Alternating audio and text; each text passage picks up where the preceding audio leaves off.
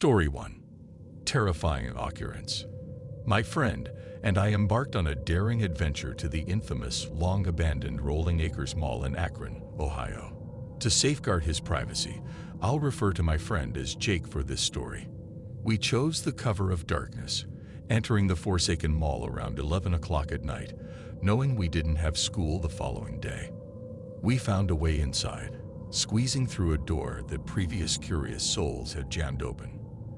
As we ventured deeper into the mall's murky depths, the inky darkness enveloped us.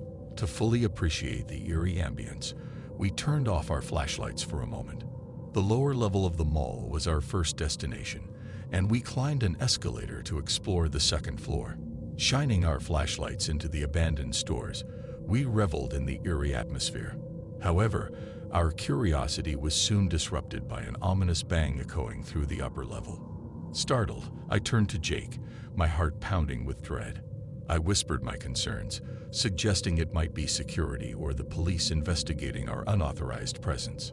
Jake, ever the voice of reason, dismissed my fears, believing it was just fellow thrill-seekers like us. Still, we silently agreed to distance ourselves from the source of the sound, just in case. We were near the JCPenney store when we heard another, louder bang, this time even closer. Instinctively, we switched off our flashlights, not wanting to draw attention to ourselves. We were now plunged into pitch darkness, and with our senses heightened, we tried to navigate through the abandoned mall as quietly as possible. Suddenly, I heard a faint sound, a distant call or murmur. Assuming it was Jake, I moved towards the sound. It seemed like he was trying to guide us further. I whispered to him, "Where do we go now?" but received no response. I reached out to touch his shoulder, ready for his direction. However, the fabric of the jacket I felt didn't match Jake's. Panic surged as I turned on my flashlight, illuminating a stranger, a tall man in a beanie and face mask. The stranger swiftly seized me, pulling me into a headlock, and fear coursed through my veins. In that dire moment, Jake emerged from the shadows and unleashed a single powerful punch to the man's face. The sudden impact forced him to release me, and I broke free. We fled as if our lives depended on it, sprinting back to the entry point we had used to infiltrate the mall. Once we were outside, we didn't pause to catch our breath. Jake hit the gas, and we zoomed out of the desolate parking lot. It was only then, when we felt the distance between us and the malevolent presence, that we allowed ourselves to exhale. Overwhelmed with gratitude, I shook Jake's hand, thanking him for potentially saving my life during our heart-pounding escape from the perilous mall. Story 2. Silent Stalker. It was a chilling October evening when my family decided to take a vacation to a secluded family resort nestled in the heart of the Catskill Mountains of New York.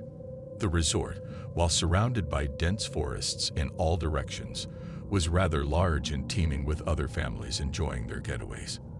Despite the comforting presence of other families and children, the eerie atmosphere was palpable.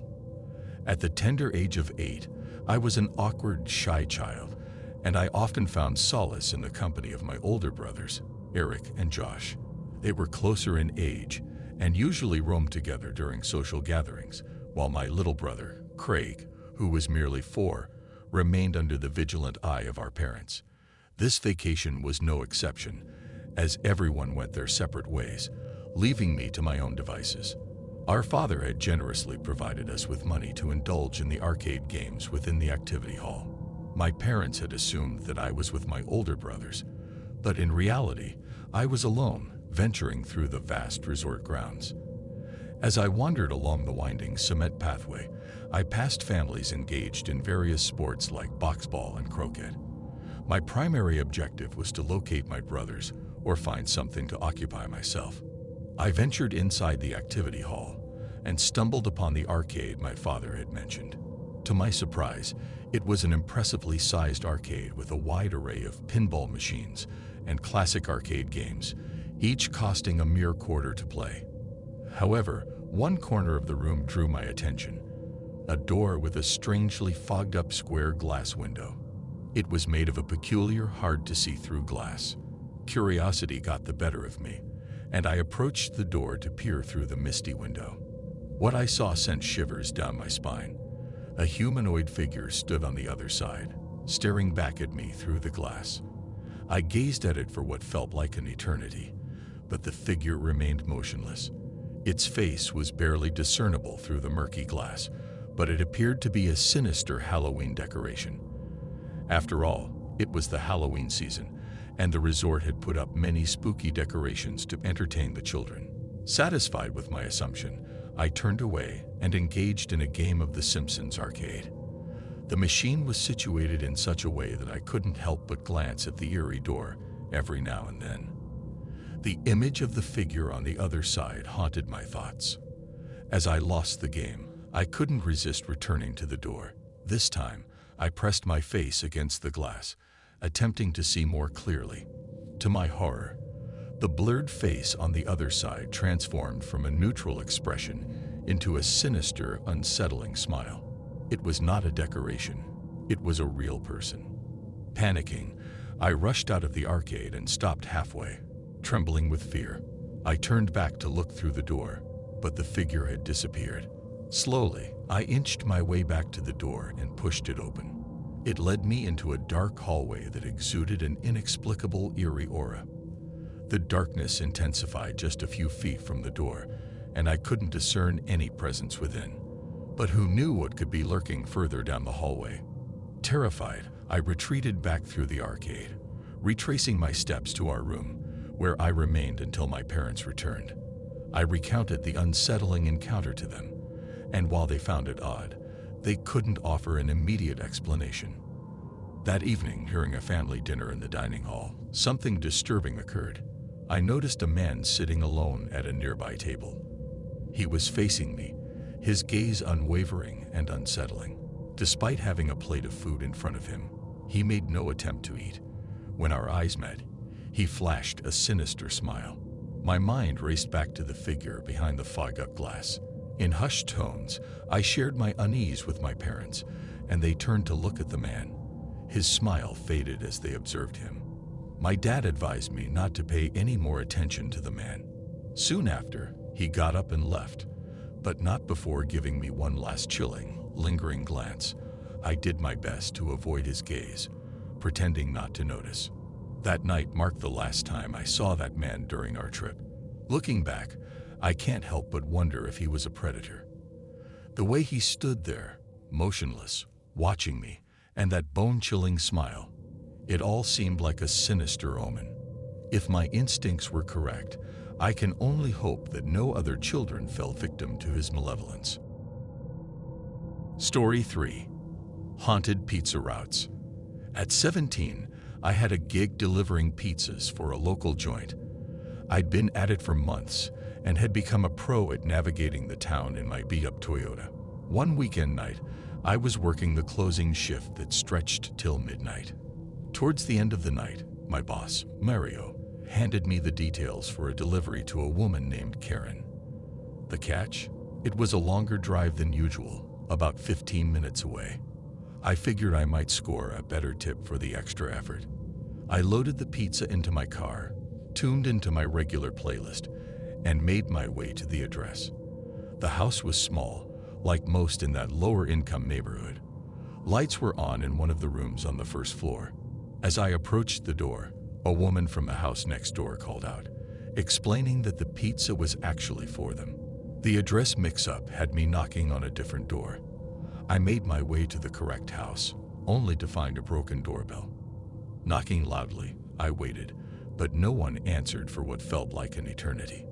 Finally, the door creaked open, revealing a woman in her mid-40s. She flashed a flirtatious smile and called out for someone named Charles to check out the handsome delivery boy. Another woman joined her, giving me the once-over. My cheeks turned red as I was not accustomed to attention from older women. Karen, the woman who opened the door, asked when I got off work. Nervously, I mentioned it was probably my last delivery. The women invited me in for some wine, and despite my nerves, I agreed. They didn't seem to mind that I was supposedly 21. In their living room, the women flirted and commented on my features. I sipped the wine, pretending to enjoy it, as I wasn't a wine drinker at that age. Chelsea, one of the women, suggested they had a surprise in the basement. Curious and hopeful, I followed them. As I peered into the darkness below, their expressions changed. They urged me to leave the lights off, but something caught my eye. A movement, a hand or an arm. Alarmed, I stepped back, and the women started laughing. I asked what was down there, and they replied, "It's a surprise." Slowly descending, I inquired about the light switch. One of them insisted on keeping the lights off. Uncertain of what awaited, I glimpsed a figure and quickly stepped back. Suspicious, I left the basement, telling them I needed payment for the pizza. Nervously, I edged towards the front door and spotted a towering man in an adjacent room. His words sent chills down my spine. "Let's just make this easy."